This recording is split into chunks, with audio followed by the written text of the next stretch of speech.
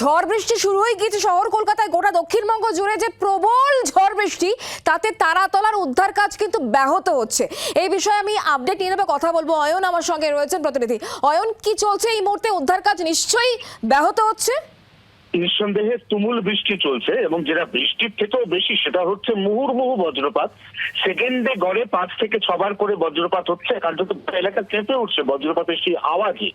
এই অবস্থায় একেবারে রুফটপ, অর্থাৎ যেখান থেকে মূলত রেস্কিউ অপারেশনটা চালানো হচ্ছিল, সেখানে দাঁড়িয়ে এই মুহূর্তে রেস্কিউ অপারেশন চালানো খুব ঝুঁকিপূর্ণ। তার কারণ গোটা এলাকাটা ওপেন। এই অবস্থায় লাইটনিং যে ইকুইপমেন্ট গুলো দিয়ে কাজ হচ্ছে এখানে রেস্কিউয়ের, সেগুলোকে অ্যাট্রাক্ট করতে পারে। ঠিক সেই জায়গা থেকে এই মুহূর্তে রেস্কিউ অপারেশন কিছুক্ষণের জন্য বন্ধ রাখা হয়েছে।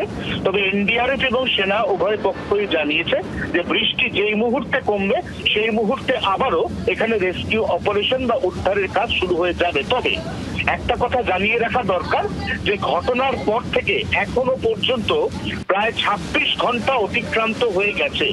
অতএব এখনো যারা ভেতরে চাপা পড়ে রয়েছেন এবং তাদেরকে এখনো পর্যন্ত বার করা যায়নি, তাদের জীবিত অবস্থায় উদ্ধারের যে সম্ভাবনা, এই সম্ভাবনা ক্রমশ এবার কিন্তু ক্ষীণ হয়ে আসছে।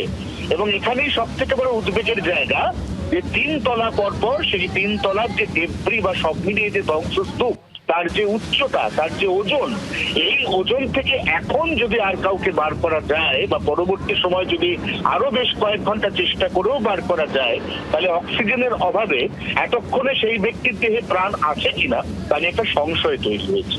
অয়ন, যেমনটা আমরা জানতে পারছি, যেমনটা তুমিও আমাদেরকে আগে জানিয়েছিলে যে বৃষ্টিপাতের সম্ভাবনা আগামী সময় তো থাকবে, এই ঝড় বৃষ্টি দুর্যোগ আরো কিছুক্ষণ চলবে, সেক্ষেত্রে তো অনেকটা টাইম উদ্ধার করাই যাবে না।